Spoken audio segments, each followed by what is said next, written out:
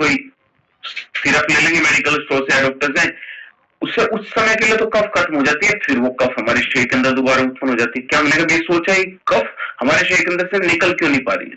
कफ हमने कोई सिरप ली, उससे ठीक हो गई, फिर दोबारा सिरप ले रहे हैं, फिर ठीक हो गई, फिर दोबारा उत्पन्न हो रही, क्योंकि उसके पीछे एक्चुअल रीजन हम नहीं समझ पाए। एक्चुअल रीजन ये है कि 90% जो कफ होती है वो एलर्जिक होती है, किसी ना किसी प्रकार की वो एलर्जी होती है, इसलिए वो वापस आ रही है।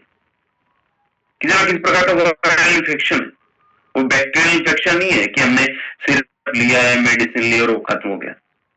अगर रात के टाइम पे हमें हमारे शरीर के अंदर जो कफ अगर बहुत ज्यादा जमा होता है, आप देखेंगे कफ बहुत ज्यादा हो रहा है, सांस नहीं आता, सांस लेने में तकलीफ होती है, ऑक्सीजन प्रॉपर हमारे लंग्स तक नहीं पहुंच पाती, हमारी नींद भी डिस्टर्ब होनी शुरू हो जाएगी। तो आयुर्वेद हमेशा कहता है कि हमें अपने शरीर के अंदर कफ को दबाने की आवश्यकता नहीं है, हमें अपने शरीर के अंदर जो दोष हैं उनको बैलेंस करने की आवश्यकता है। ठीक है, हम कई बार करते हैं कि कफ की समस्या, उसको ऐसे ही कोई भी सिरप लेते रहेंगे, उसको कि ठीक है चलता रहेगा, वो समस्या खतरनाक हो सकती है आगे आने वाले समय में। तो आयुर्वेद ने हमें बताया चरक संहिता के अंदर कि कासम ने हनियाद, कासम ने हनियाद का मतलब ये है कि हमें अपने शरीर के अंदर जो म्यूकस है उसको जमा नहीं होने देना चाहिए, जो कफ है उसको हमें अपने शरीर के अंदर जमा नहीं होने देना चाहिए। कफ निसारक, कफ निसारक क्या है? सबसे पहली पद्धति है, सबसे पहली विधि है कि हम सबसे पहले अपने शरीर के अंदर कफ को दूर करें, कफ को अपने शरीर के अंदर से दूर कर लें, फिर श्वास है। श्वास का मतलब है अपने जो एयरवेज है जिसकी वजह से हमें ऑक्सीजन मिल रही है उनको ओपन करें। तो दो पद्धति चलती है, कफ निसारक और हमारी श्वास है। कफ निसारक कफ को निकाल दें और फिर हमारी जो एयरवेज है जिसकी वजह से ऑक्सीजन हमें मिल रही है उनको हम साफ रख लें, बस ओपन रखें। तो कफ लोग को साइंस भी वैलिडेट करता है। ये जो वसा का हमने इसके अंदर यूज किया है वो हमारी जो श्वास हर की जो पद्धति है बेहतर तरीके से ऑक्सीजन हमें मिले, इसमें हमारी मदद करता है। इतना फार्माकोलॉजी के अंदर 2008 के अंदर पब्लिश हुआ मुलेटी का हमने इसके अंदर यूज किया। हमारे गले के अंदर किसी प्रकार की इरिटेशन है उसको दूर करने में हमारी मदद करता है। ड्राई कफ हमें होता है, सूखी खांसी कई बार हमें होती है, उसमें हमारी मदद करता है। पीपली का हमने इसके अंदर यूज किया है जो कि हमारे एयरवेज हैं जो कई बार ब्लॉक हो जाते हैं उनको ओपन करने में हमारी मदद करता है। कंजेशन जैसे सीने में जकड़न जैसा हो जाता है, सांस लेने में तकलीफ होती है, इस समस्या को दूर करने में मदद करता है। तुलसी का हमने इसके अंदर यूज किया है, हमारे जो म्यूकस है जमा हो जाता है उसको क्लियर करने में हमारी मदद करता है। हमारे लंग्स का जो डिफेंस मैकेनिज्म है, लंग्स की रक्षा करने में हमारी मदद करेगा तुलसी। सोट का हमने इसके अंदर यूज किया, एंटी इंफ्लेमेटरी प्रॉपर्टीज, इन्फ्लेमेशन को दूर करेगा। कई बार हमारे रेस्पिरेटरी सिस्टम में इन्फेक्शन उत्पन्न हो जाता है, इसको बोलते हैं आरटीआई, रेस्पिरेटरी ट्रैक्ट इन्फेक्शन, उसमें हमारी मदद करता है सोट। ठीक है, क्रोनिक कफ है उसमें भी हमारी मदद करेगा। फूड कैम टॉक्सिकोलॉजी की रिपोर्ट है। सादा कांतकारी का हमने इसके अंदर यूज किया है जो कि हमारे एयरवेज के लिए एक रक्षा कवच का काम करता है। दालचीनी का हमने इसके अंदर यूज किया है जो कि हमारे शरीर के अंदर सर्कुलेशन को बेहतर करेगा। ये जो रिसर्च है न्यूट्रिएंट्स की 2020 की है। लौंग का हमने इसके अंदर यूज किया, एंटीमाइक्रोबियल प्रॉपर्टीज है, माइक्रो ऑर्गेनिज्म से हमारे शरीर की रक्षा करेगा। पेन से हमें कई बार गले के अंदर पेन होने लगता है उसमें हमारी मदद करेगा। सोमलता का हमने इसके अंदर यूज किया जो कि अस्थमा जैसी समस्या को भी क्योर करने में हमारी मदद करता है। ठीक है, ब्रेथलेसनेस कई बार हमें हो जाती है, सांस ही नहीं आता, उस समस्या को दूर करने में मदद करेगा। तो इतनी सारी होप्स हमने इसके अंदर यूज की है कि वो मल्टीपल एक्शन करती है, हमारे गले को भी प्रोटेक्ट करती है, ऑक्सीजन हमें प्रॉपर मात्रा से प्रॉपर तरीके से मिलती रहे, हमारी लंग्स की कैपेसिटी अच्छी हो, हमारे एयरवेज ओपन हो, हमारे के अंदर म्यूकस जमा, तो हर प्रकार से हमारी मदद करने के लिए वो सारी होप्स इसके अंदर है। तो यही कारण है कि कफ रोग सबसे अलग है कि हमारे शरीर के अंदर कफ को दबाता नहीं है, कफ को निकालने का काम करता है। कफ निसारक और श्वास दोनों पद्धति के ऊपर काम करता है। अगर मैं बात करूं कितना हमें इसको यूज करना है, 1 चम्मच दिन में 2 बार हम इसको यूज कर सकते हैं। ठीक है, अगर बच्चे हैं तो, एडल्ट हैं तो 2-2 चम्मच दिन में 2 बार भी इसको यूज कर सकते हैं। गुनगुने पानी में हम इसको यूज कर सकते हैं, खाना खाने के बाद हमें इसको यूज करना है।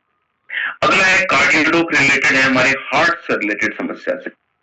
आज के समय में अगर हम देखें मोस्टली जो इंडियन है, हम भारतीय लोग हार्ट से रिलेटेड जो समस्या है वो उससे बहुत ज्यादा जूझ रहे हैं, वो समस्या बहुत ज्यादा है। WHO ने बताया कि वर्ल्ड के अंदर जितने हार्ट पेशेंट्स है ना, हार्ट से रिलेटेड जो बीमारी है उसमें 25% तो भारत के अंदर ही है।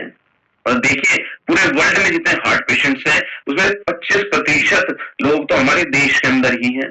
हर 3 में से 1 भारतीय को हाइपरटेंशन है ना। हाइपरटेंशन मतलब ब्लड प्रेशर हाई की समस्या, स्ट्रेस उसका पीछे का एक बहुत बड़ा रीजन है। अगर हम स्ट्रेस बहुत ज्यादा लेते हैं, पोल्यूशन मैंने बताया, हमारा जो एटमोस्फेयर उसके अंदर छोटे छोटे पार्टिकल्स होते हैं, माइक्रो पार्टिकल्स, वो हमारे शरीर के अंदर प्रवेश कर जाते हैं, वो भी एक बहुत बड़ा कारण है हमारे लिए हार्ट से रिलेटेड समस्या का।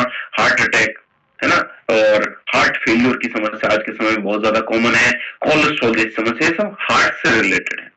तो आयुर्वेद कहता है कि हमारे शरीर के अंदर जब जो हार्ट, जो हृदय हमारा कमजोर कब होता है, जब हमारे शरीर के अंदर वात और का असंतुलन हो जाता है, वात पित्त कफ त्रिदोष में से वात दोष का असंतुलन हो जाता है, साथ साथ जब हम स्ट्रेस ज्यादा लेते हैं।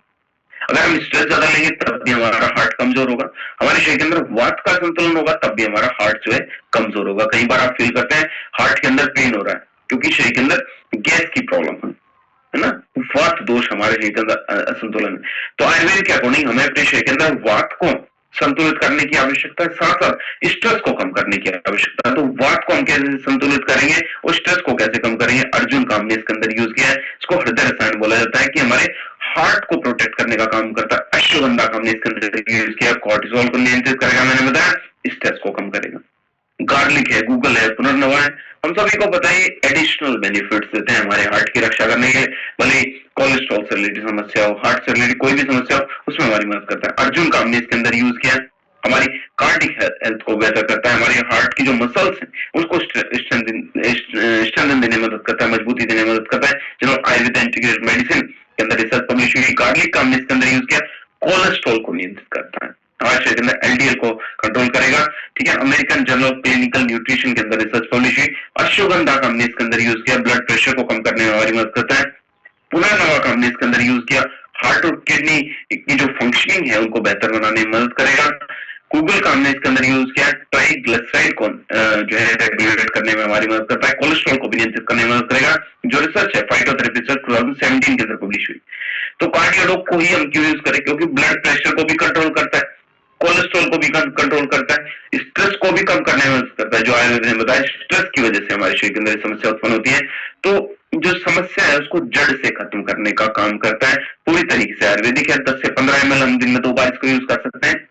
बेस्ट रहेगा खाना खाने से पहले हम इसको यूज करें, लगातार 1.5 से 2 महीने में इसको यूज कर सकते हैं। अगली समस्या है एलर्जी की। एलर्जी की समस्या अगर आप देखेंगे आज के समय में जो स्किन से रिलेटेड एलर्जी है और साथ साथ हमारे रेस्पिरेटरी सिस्टम से रिलेटेड एलर्जी, दोनों जो समस्या है पूरे साल कहीं ना कहीं हमारे शरीर के अंदर प्रवेश कर उपस्थित रहती है। वह एलर्जी की समस्या पूरे साल चलती रहती है।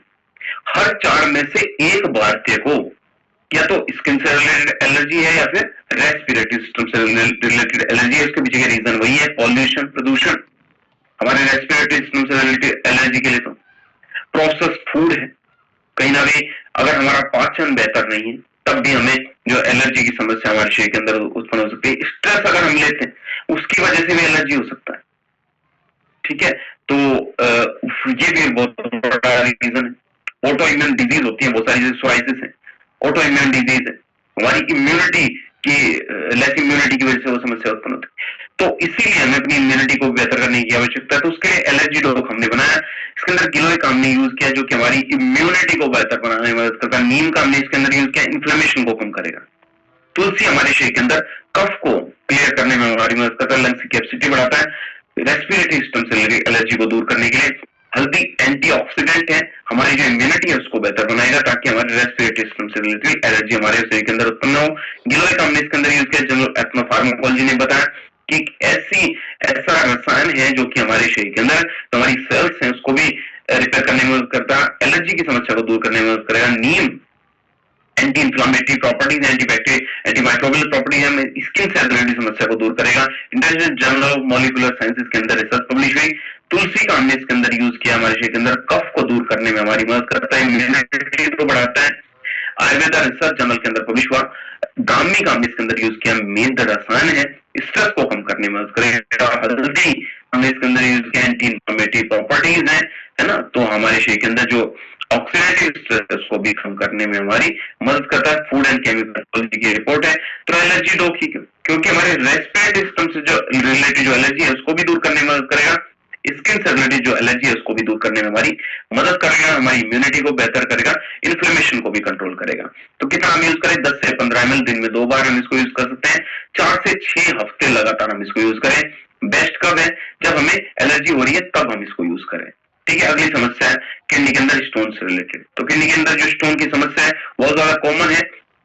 वो जो समस्या है तुरंत निरंतर बढ़ती जा रही है, स्पेशली हमारे देश के अंदर 15 से 20% व्यक्ति हमारे देश के अंदर ऐसे हैं, आईसीएमआर ने बताया, जिनको किडनी के अंदर स्टोन की समस्या है। और 5% केसेस में ऐसा है कि वो जो समस्या है वो अनट्रीटेड है ना, फिर सर्जरी करानी पड़ती है कई बार।